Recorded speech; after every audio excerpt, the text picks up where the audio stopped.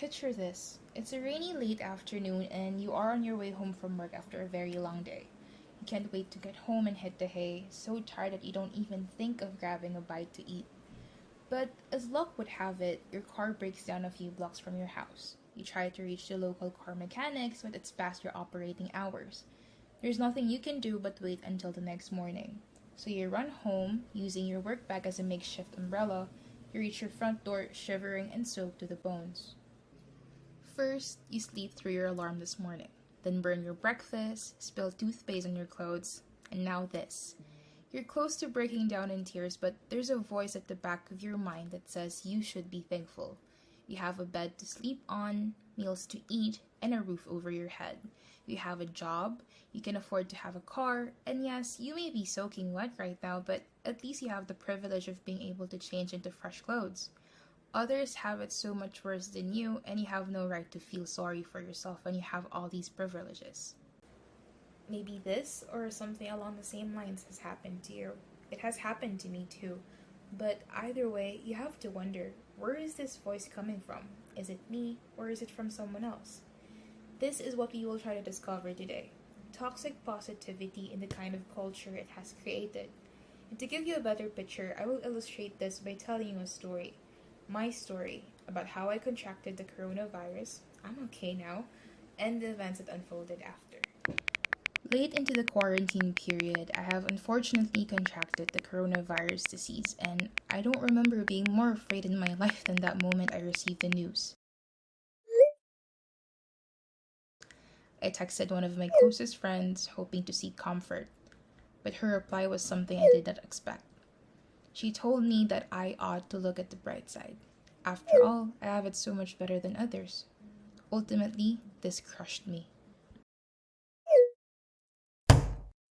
This is toxic positivity.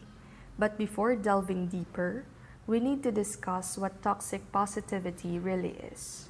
When does positivity become toxic in the first place? Dr. Konstantin Lukin says that positivity becomes toxic when one decides the only right way to live is through keeping only the positive things in life. It is an excessive and ineffective overgeneralization of a happy and optimistic state across all situations.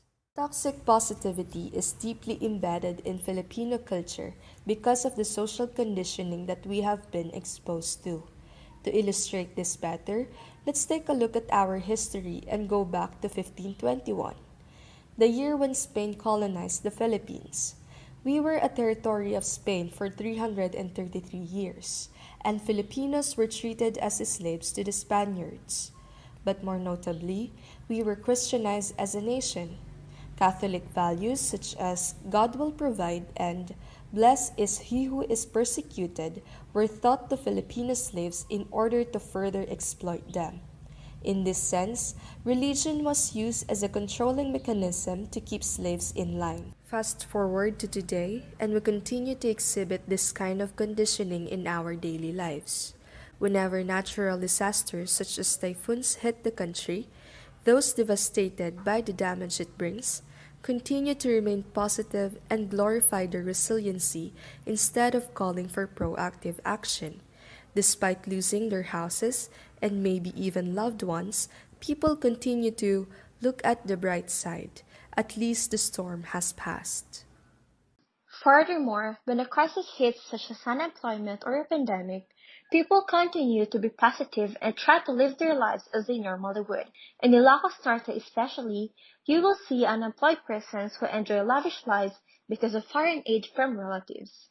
These types of positivity are manifestations of the Catholic value that God will provide.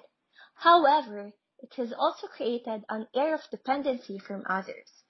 Typhoon victims often wait for relief to come instead of mobilizing to prepare resources for this kind of emergency, while those unemployed continue to be out of the workforce because of foreign aid.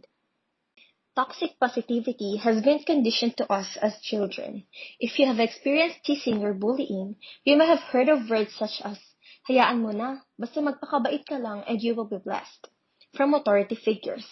And in instances where you may have fought back, you ironically become the one in trouble as the school principal would say, You don't fight fire with fire.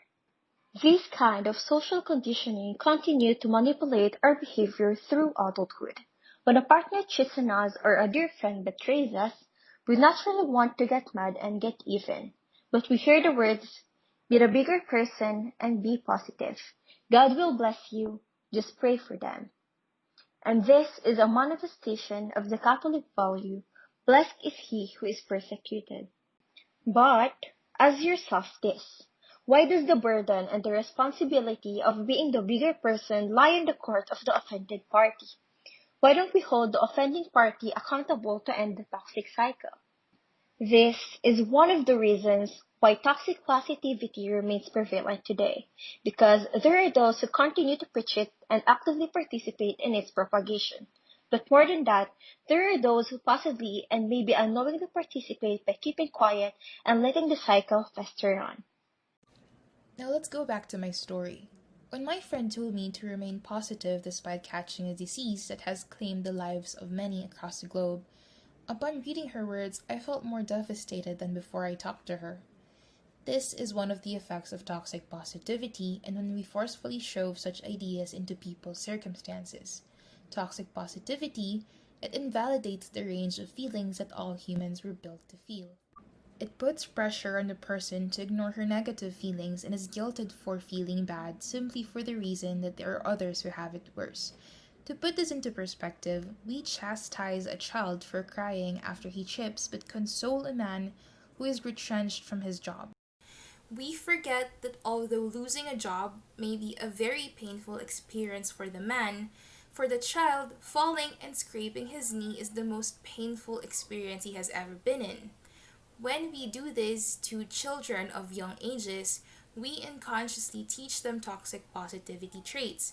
Instead, we should let the child cry and offer comfort when needed. When everything else falls in deaf ears, the most important lesson that we have to learn today is that humans were built to feel a range of emotions, both good and bad.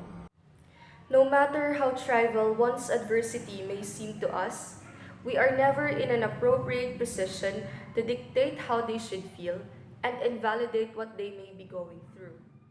Let people feel what they want to feel without judgment, and let's cancel toxic positivity.